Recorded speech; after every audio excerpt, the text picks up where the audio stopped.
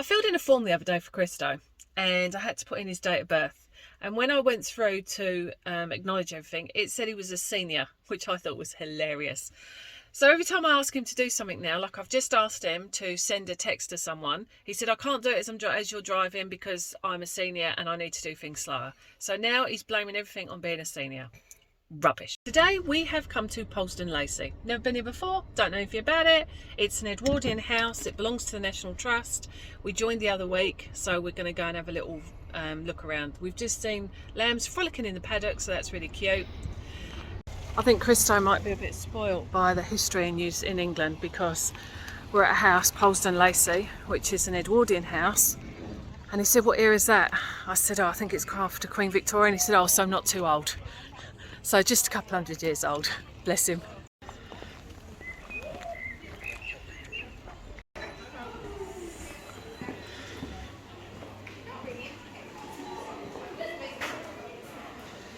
Oh, they've got those lovely blankets.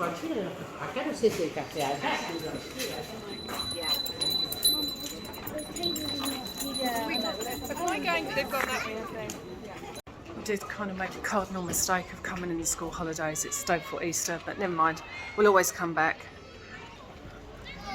I'm going to try not to say wow too many times today, but I'm pretty sure I'm going to, because it's so lovely. It's going to take up a pew and look pretty. Oh, imagine growing up in a place like this. Look at these grounds. Absolutely stunning. Yeah.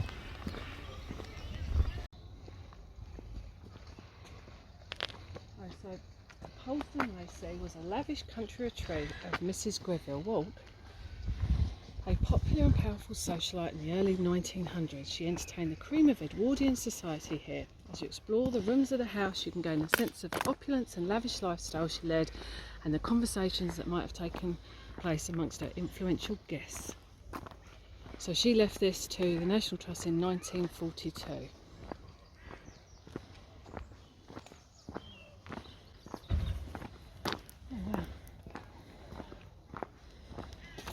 Pretty spectacular, isn't it?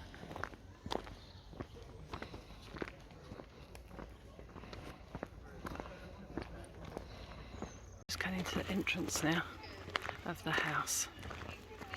There's formal gardens and acres and acres. It's got wisteria on the outside there, look. In Edinburgh, had her own little tenement, guest house. So Margaret grew up basically in service, but when she turned 21, her father decided to marry his mistress, because now he was a multimillionaire. But she's still incredible because she came from an Edinburgh tenement. He became the Member of Parliament for Edinburgh and took the family down to London. Yeah. Partly because Edinburgh society frowned upon you marrying mistresses and bringing 21-year-old illegitimate daughters. And in London, he introduced her to society due to his exceeding wealth. His ladies, but she also wanted to be the #1 hostess.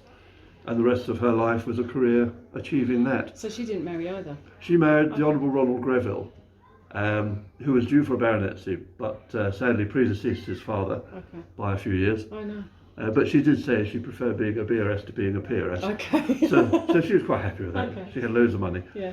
And she was entertaining. Here you would have kings and queens, maharajas, emperors, politicians, playwrights, Charlie Chaplin, Winston Churchill. Oh, wow. King George VI and the Queen Mother spent part of their honeymoon here. Oh, really? And were very close to Mrs. Greville. In fact, she looked on the Queen Mum as a daughter she never had. Okay, cool. So when she died, she left all her jewellery to the Queen Mum. Wow. And Camilla loves it. There were 50 or 60 pieces. And the tiara that Camilla wears all the time is from the Greville collection. Really? Okay. And that was last valued, to my understanding, about 20 million. And Wow. the necklace that Camilla wears could be worn as 2, 3 or 5 string solid diamonds from the Marie Antoinette collection. Heaven knows what that's worth. Oh, God. Yeah. So, the Queen Mum did very well out of it. Mind you, she was a bit miffed that she didn't get the house, but that's another story. Man, look at that. Wow.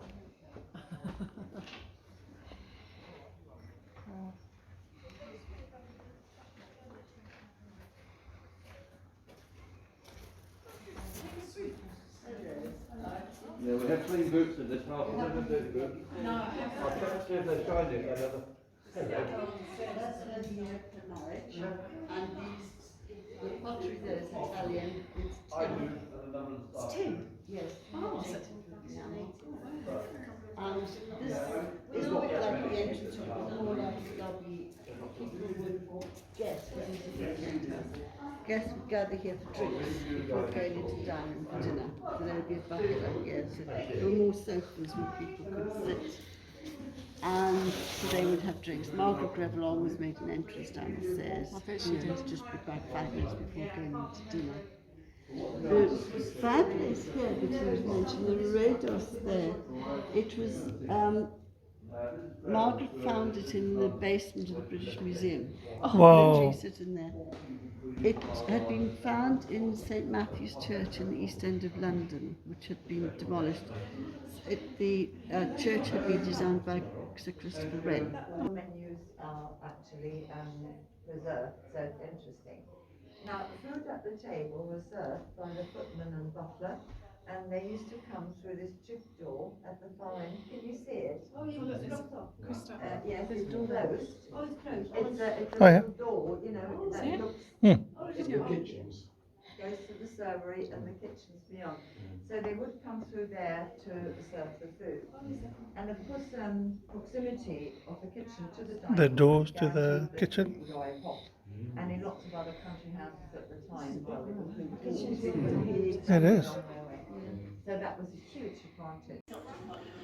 This is the drawing room, looking out onto the grounds. That's the old Prague, came to visit. One of the Maharajas in the seminary. I think that's the Sitwell brother. Him who came to stay Yeah. and used to write about it in his books. Oh, which books? Teen and Twenties is a good one. Okay. There's lots of them. But it fills you in on sort of what was going on here. Yeah. It's quite nice. Wow. It's amazing, though. It's a lovely room. This was her favourite room. It's not as dark as the others. No. Thank you. No. You can make it out on this video, but there is His Majesty King Edward the Seventh. That was the Queen's great grandfather or great grandfather. I'll Google that and look.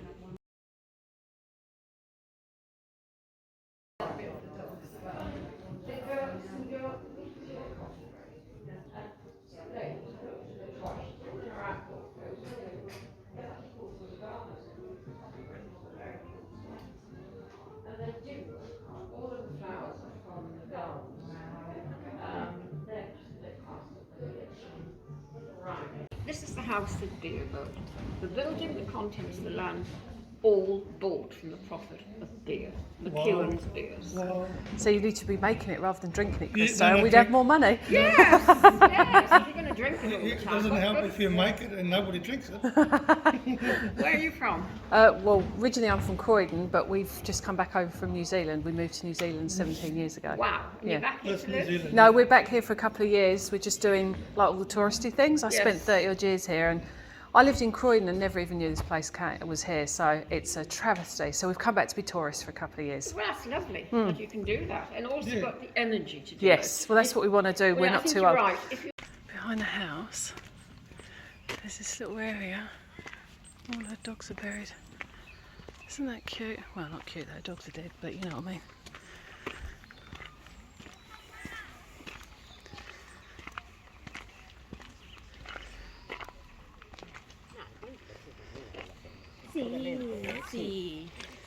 It's got the date they were born and the date they died on it.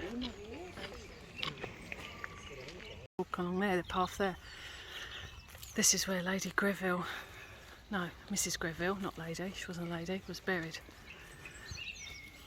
Prince Charles put a tree in here in '88. Trust us to go completely the wrong way.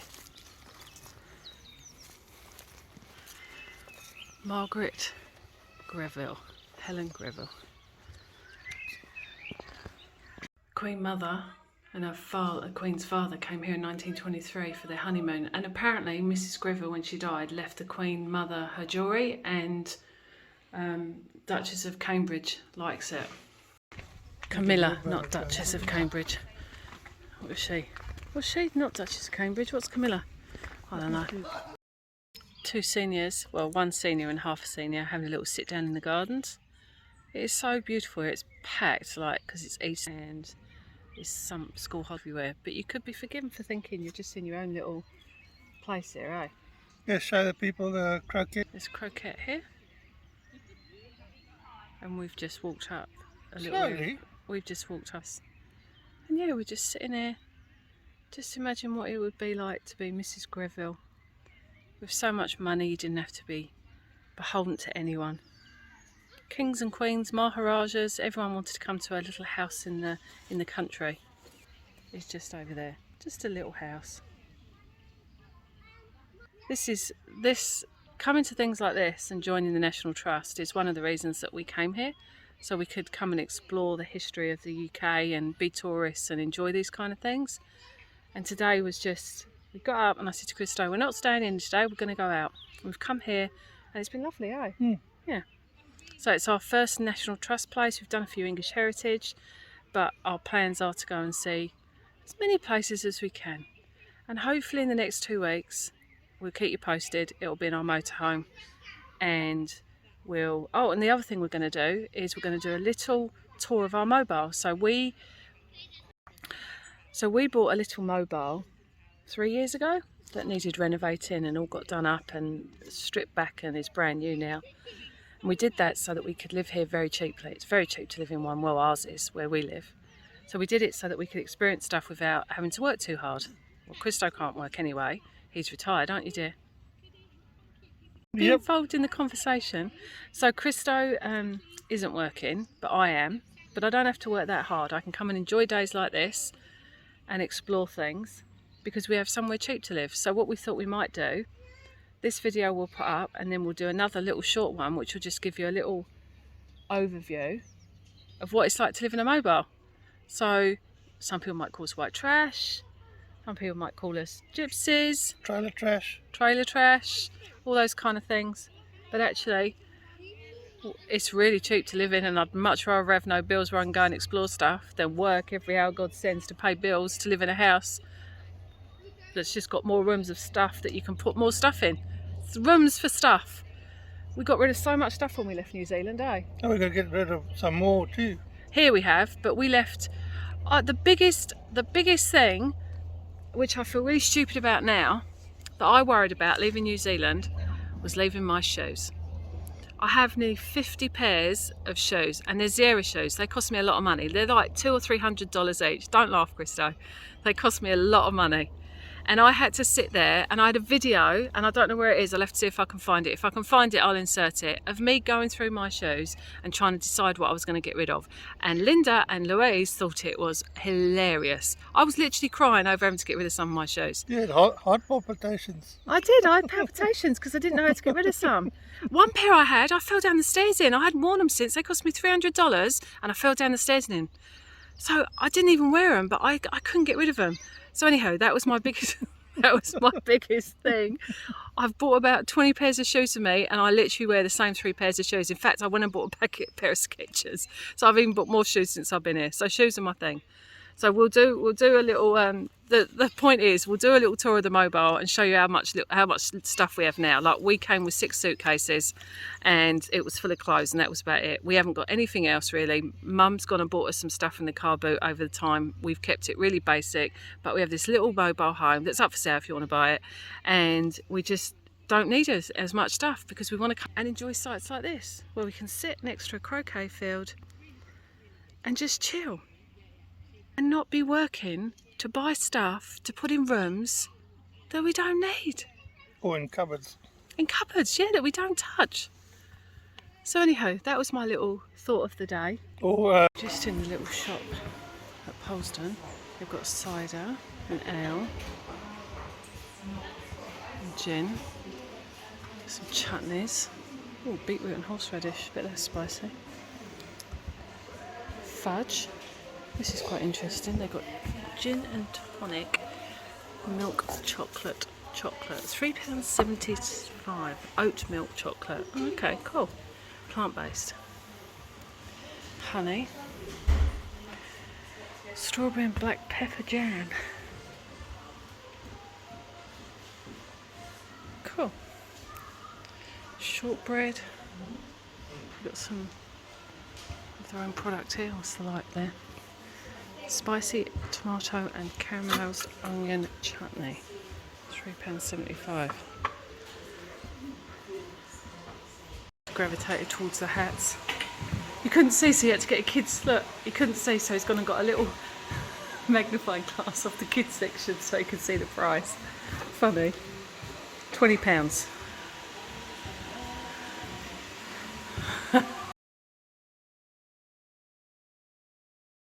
The Great British Bucket List. Utterly Unmissable Britain by Richard Madden. £12.99. Okay, that's cool. Westminster Abbey. What's on the list? Dramatic landscapes. Fireworks. And then you've got National Trust on screen. Interesting. If you want a heron out of Africa, Cheat Africa, £42. Bird seeds. Yeah. You can't get one of these because people are doing a bit of shopping. I really like these blankets. Grey Illusion Throw, £42. They feel so substantial. So wants us to go for a cup of tea now, which is code for let's go and get a cup of tea and a cake and then moan about how much weight we've put on. Thanks for spending the day with us at Polesden Lacey. We had a lovely day. Can you stop making stupid eyes? What's wrong with you? We had a lovely day. It's been quite warm today. We've just had an exciting phone call. So as we said in previous videos, we had bought a motorhome and we were waiting for it to be delivered. Well, we were supposed to pick it up on the 22nd, but we got told that we're trying to get our registration number. It was a bit difficult because we're exporting it, stuff like blah, blah, blah. It's all blah. Anyway, but we've just had a phone call and it's all ready to go. So we're just literally waiting for paperwork now. So it sounds like we might, if the paperwork comes back, still be picking it up on the 22nd. But we will keep you posted and we'll do a video as well of us going and picking it up. So yeah. Will you tell the people they just ordered a new table? No, why? Because the table's scratched. I don't know how that's relevant. Brand new table? Okay. Okay, anyhow. So yeah, we'll keep you posted and our next video will either be of the mobile we live in now, which we spoke about earlier, or it'll be us picking up our new motorhome. So we'll keep you posted. Thanks very much. Have a nice day. Bye.